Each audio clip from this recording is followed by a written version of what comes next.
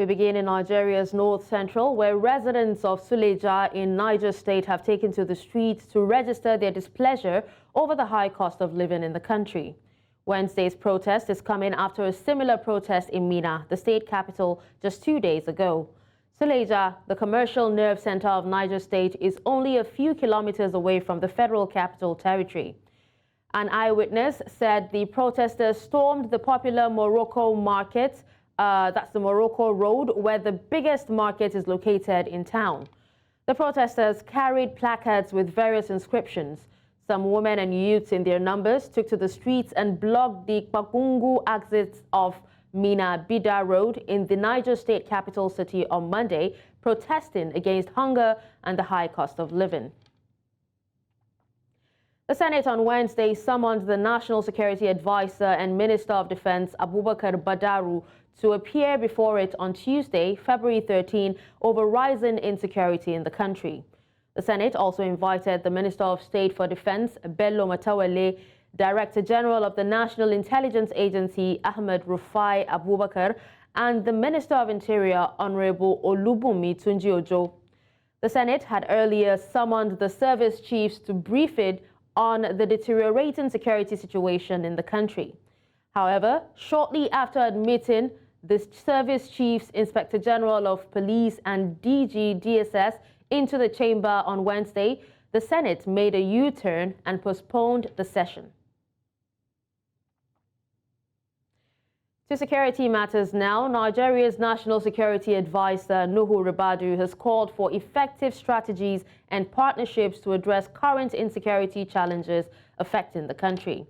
This was during a UK-Nigeria Security and Defense Partnership Dialogue in Abuja with representatives of the UK government, where he called for the adoption of practical approaches that will address the root causes of insecurity, ending the menace once and for all. As we gather here today, ladies and gentlemen, it is incumbent on us to reflect critically on the evolving nature of contemporary security threats and identify innovative strategies and partnerships to effectively address them. Our dialogue must be guided by a shared commitment to promoting regional stability, countering violent extremism, and enhancing resilience against emerging non-traditional security challenges. Moreover, the nexus between security and development remains intrinsic to our collective efforts to foster sustainable peace and prosperity. It is imperative that we adopt a comprehensive and integrated approach that addresses the root causes of insecurity, promotes inclusive economic growth, and empowers marginalized communities to build societies resilient to exploitation and radicalization. And in this complex period in our history, it demands more from us as countries, but also as friends and partners. And so it's a great privilege for us to support you, Excellency, and the ministers here present, and also President Tinubu as the chair of ECOWAS and Nigeria's leading role in regional security. And we are grateful for your support to us as we try to make our contributions to our own regional and national security. We look forward to using this dialogue to hearing about and sharing the lessons from your national security work and to sharing some of the lessons that we have learned from ours. Every year is different. Always there are new things to be trying and some work, some don't, and we have to learn and adapt.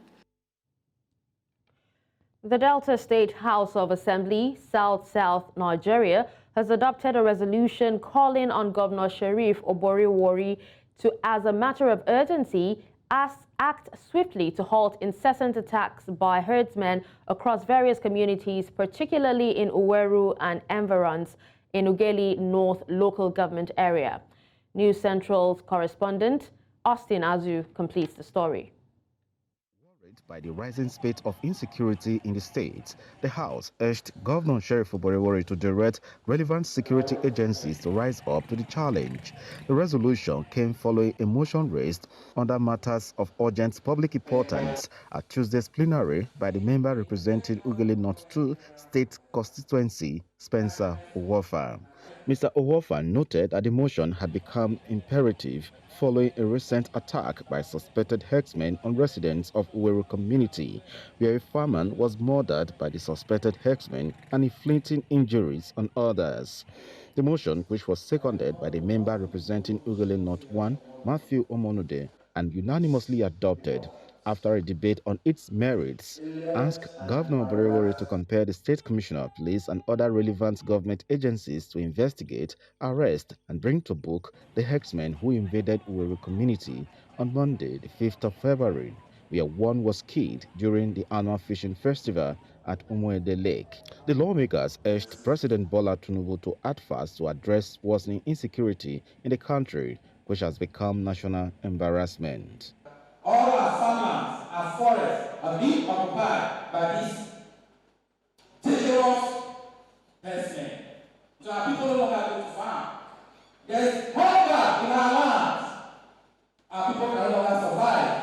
For two communities, as of today in Delta State, in Ugele North local government area, to be deserted by foreigners, to be driven away by foreigners, and yet nobody is saying anything. It shows that we are gradually losing our communal life that we are known for. And this is the time for us to wake up. Today, we all know that my people are farmers. Today, they can no longer embark on the activities they are known for because herdsmen have taken over all their farmland and their bushes. The speaker, who condoled with the people of Uweru over the attack and loss of an indigent, directed the acting clerk of the House, Otto Agogohia, to convey the House resolution to the state governor, Sheriff Oborevwori, for immediate implementation. In Asaba for News Central, I'm Austin Azu.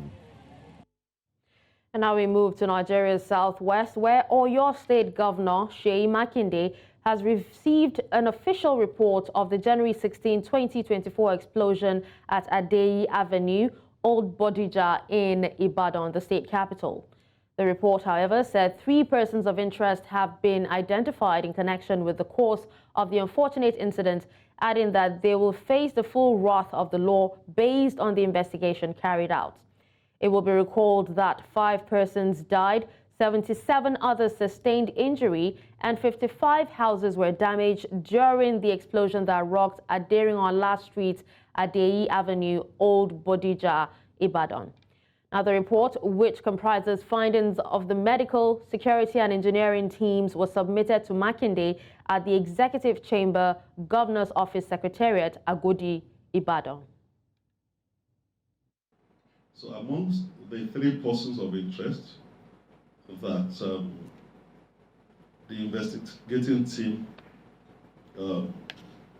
can prosecute now as those people that were in occupation of that house as of the time the incident happened, and based on the findings deducted from their interrogation and the investigation that was carried out.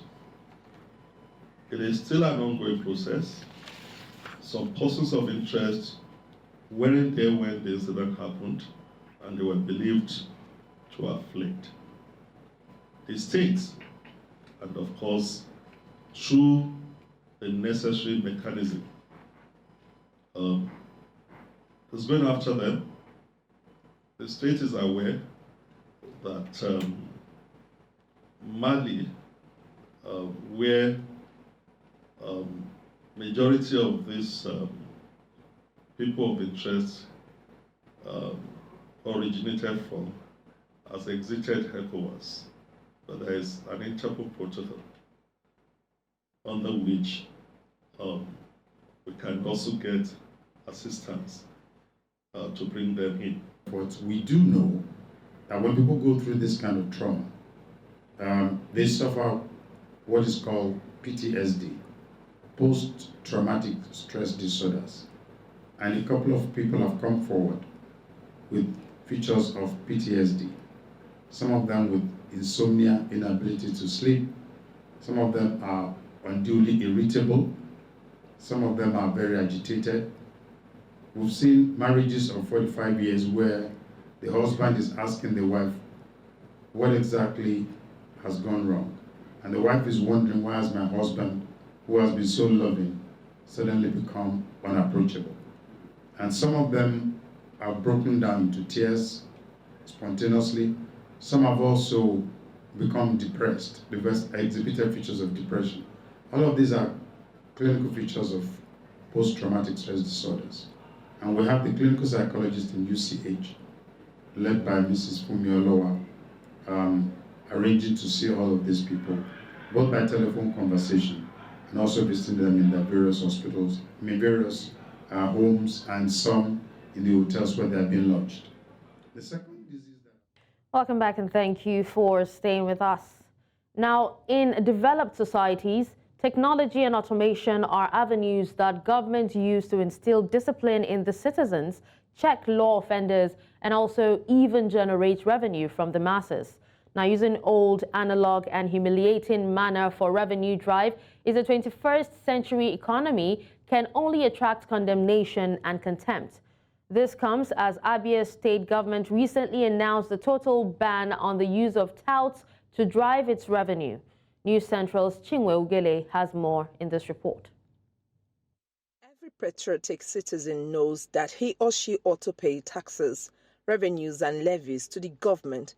But when such is not done, government should devise an acceptable means of getting it or sanctioning the offenders. However, the agents engaged sometimes by the government to handle such revenue generation or drive from the commercial drivers or buses or even tricycles constitute nuisance on the roads while trying to effect actions. It's a very common occurrence. Touts are everywhere, inside the keke, in the bus, along the roads, at the park, everywhere. And it's a great menace. But any person they disturb people, many of them they wear brown, not serving somebody. Everyone is disturbed about it. And this has continued for a long time. They are everywhere. Abia state government says it will no longer tolerate them on the streets of Umuahia and Aba, and also threatened to punish anyone caught troubling the citizens. This will not continue. The government has very serious aversion to touting, and efforts are being made to contain the activities of touts, including enforcement. We need to use set serious examples. That's the only way at this point in time. We must set an example, pick up some people, lock them, parade them, and hence that's the only way, because we are tired of saying or giving assurances. It's really annoying. While some of the drivers in Umuahia say they no longer encounter touts, their counterparts in Aba are groaning in pains over their predicaments in the hands of the touts. They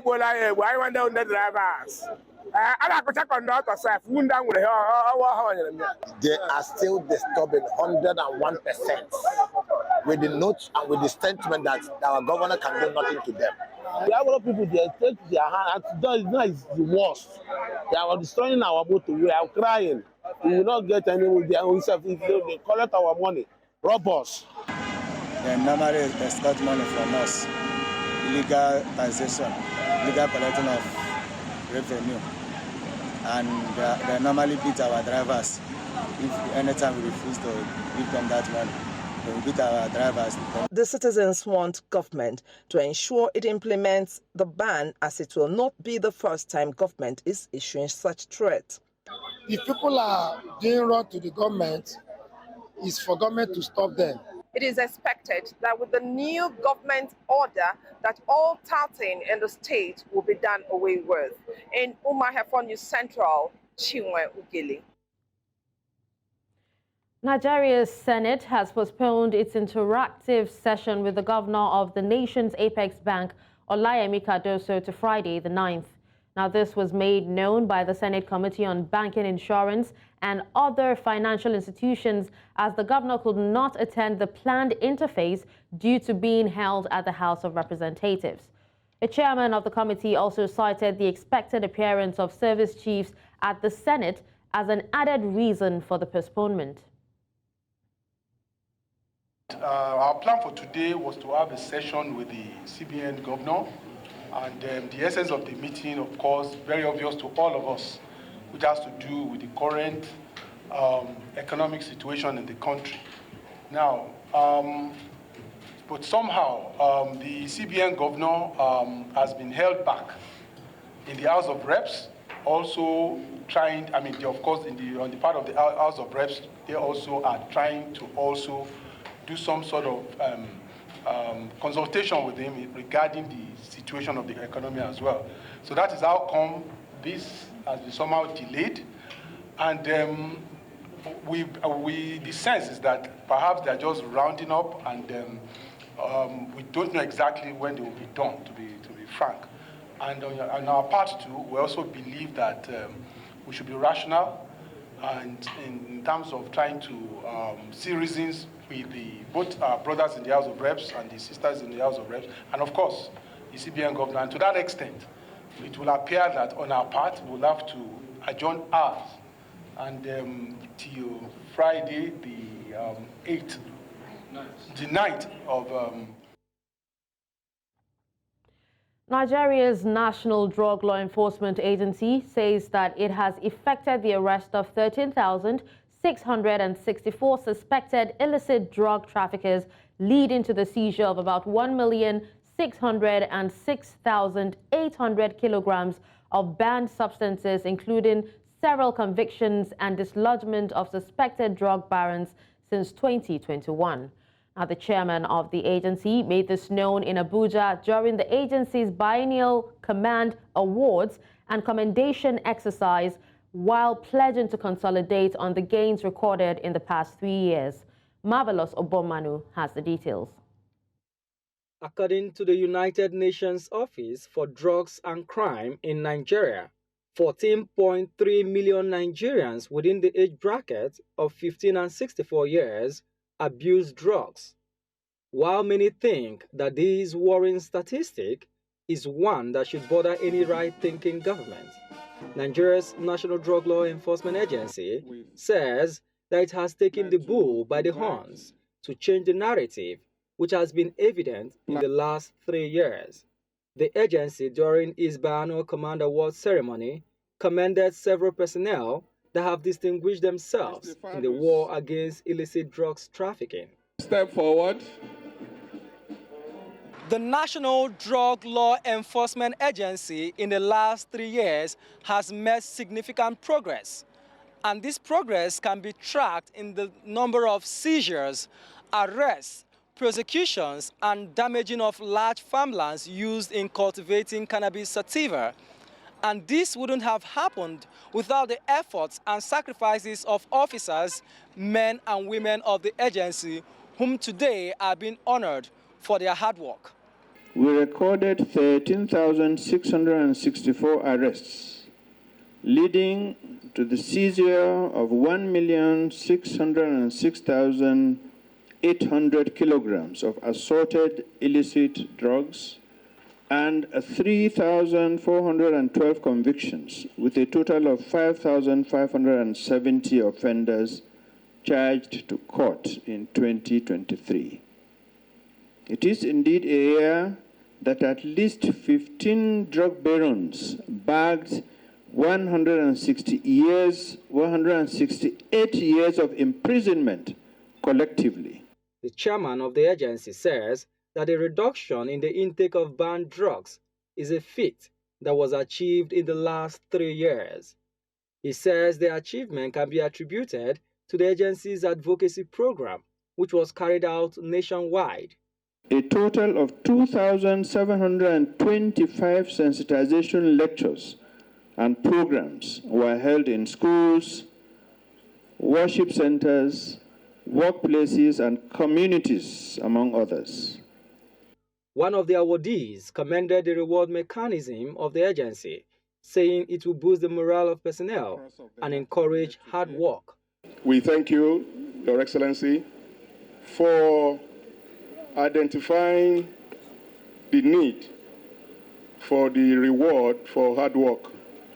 Having listened to your speech, the quantity and quality of arrests and performance of the officers is enough for celebration. Shaibu Benam Gaba. The essence of an award is to work even more hard. It is therefore expected that these officers here who have been honored will show more commitment and doggedness in the fight against illicit drug. It will also serve as an encouragement for other officers to know that indeed honesty and integrity pays.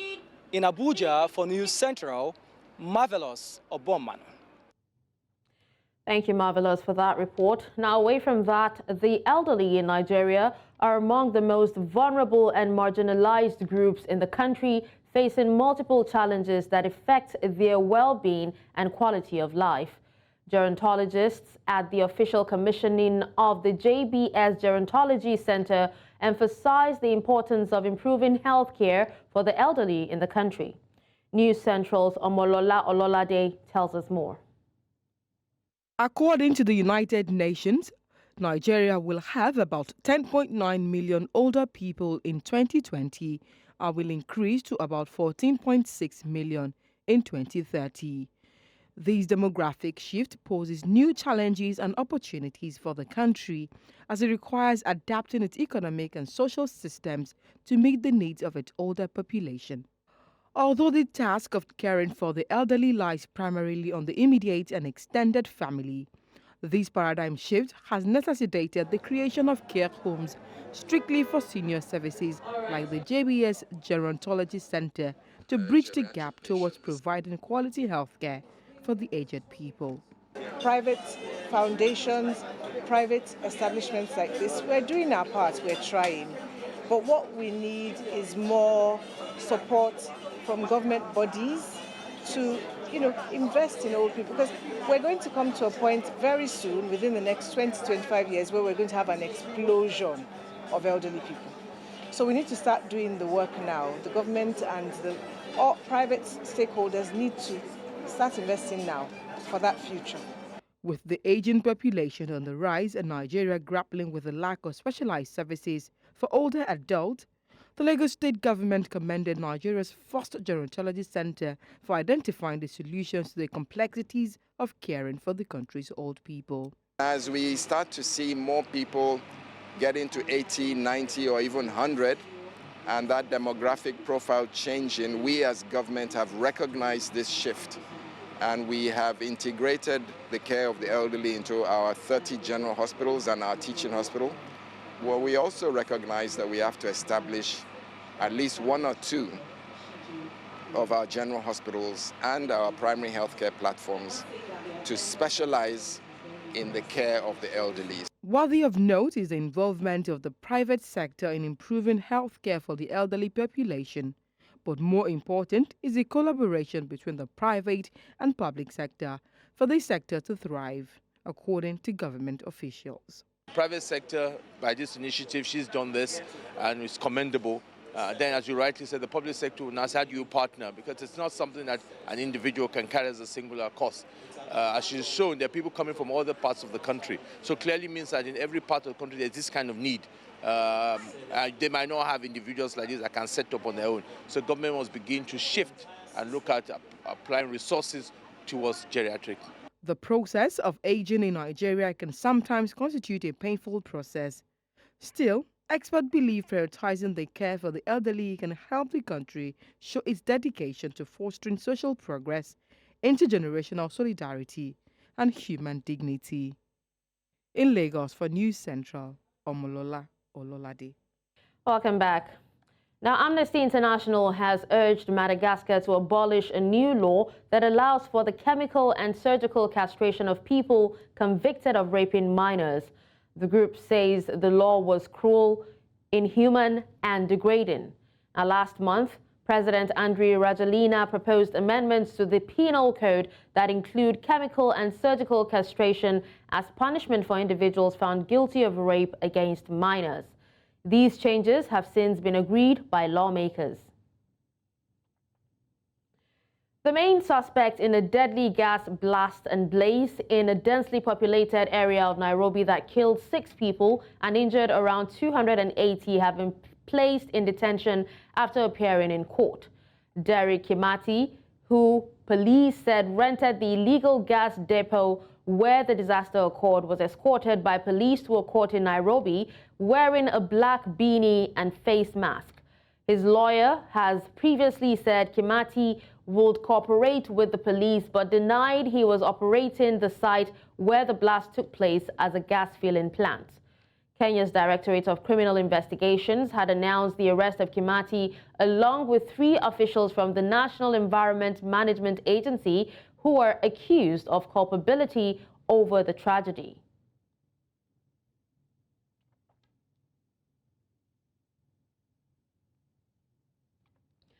Officials from the government of Israel say they're discussing with the government of Malawi to have a government-to-government labor export agreement with Lilongwe.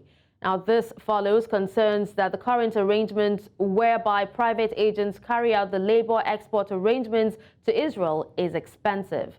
In December last year, hundreds of Malawians were sent to Israel to work as farm laborers.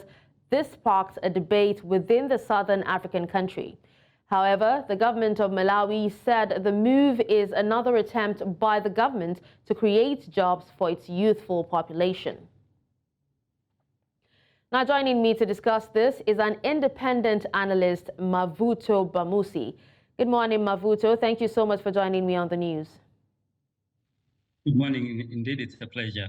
All right, it's indeed a pleasure. Now, can you share with us your overview or assessment of the current move by Israel and Malawi to discuss labor deals for Malawians to work in Israel? First of all, we must establish a political economic context within which this labor export deal is happening.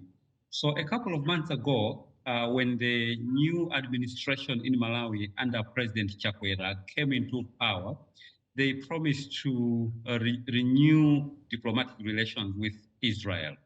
Specifically, they made a commitment to open an embassy, a diplomatic mission in Jerusalem. So following those events, then that's when late last year, in 2023, Malawi government struck a labor export deal, primarily to send young people to work in the farms in Israel.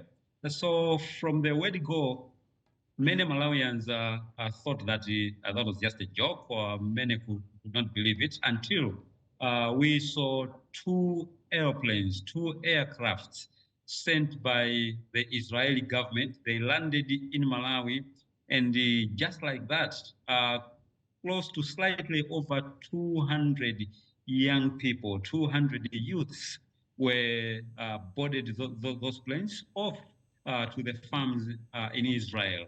So it has now been about 5-6 months that this particular deal was struck. It has happened.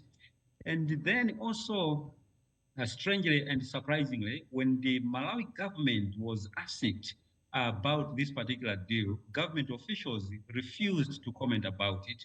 They actually indicated that this is a deal that does not involve the government. In fact, they said that there are some private agencies, recruitment agencies. But you don't agree with that. You don't agree. You believe it's actually politically motivated. You actually said that earlier.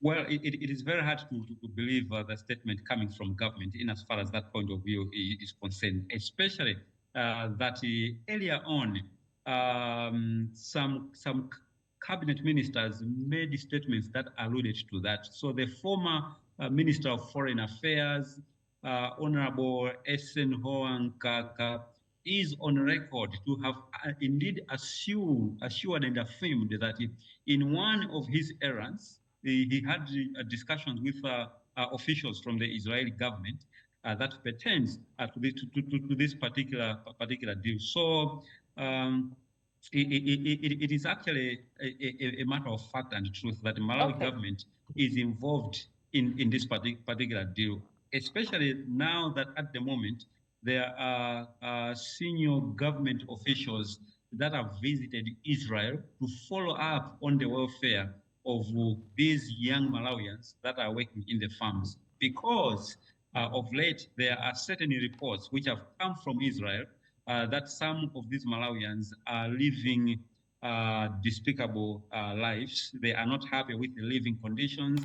They are not happy with the employment conditions. And some of those Malawians found their way. They sneaked out of Israel. They came back to Malawi using their own means. Okay, now you talked about some of these Malawians, some of them not being happy, you know, and not living so well. But how does the labor agreement between, you know, Israel and Malawi help to protect the rights and well-being of the Malawian workers going to Israel? Does it protect them in any way? It is actually sketchy. If we talk about an agreement, because nobody can point a finger at any document where there are signatures between the Malawi government officials and the Israeli government officials. And perhaps this is where initially senior officials, cabinet ministers from Malawi government were non-committal about commenting on this particular deal, because the details are quite sketchy. So, for example, there was Okay, Mavusi, I actually asked the question because, you know, there have been talks about some risks associated with Malawians facing either exploitation or even being enslaved in Israel under this agreement.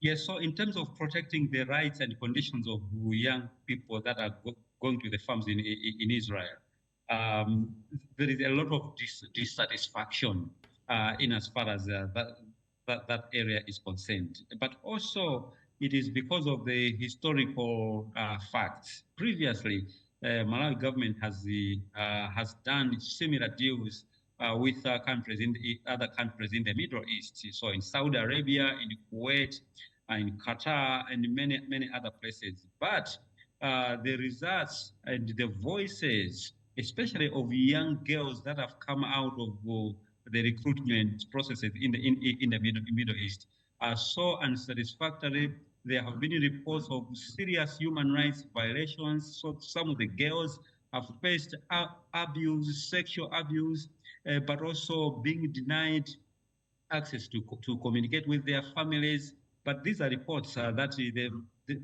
previously, last year, the Minister of Labor in Malawi had to grapple with, had to deal with. So from that historical context, it brings also a lot of worry as to whether the rights and the welfare of Malawians in Israel will be protected. That is yet to be seen. Yes, but when we take it from the point of view that some of these young people are now finding their way back to Malawi, then we can begin to seriously speculate that the working conditions and the rights are not being adequately protected and Very rough safeguarded. indeed.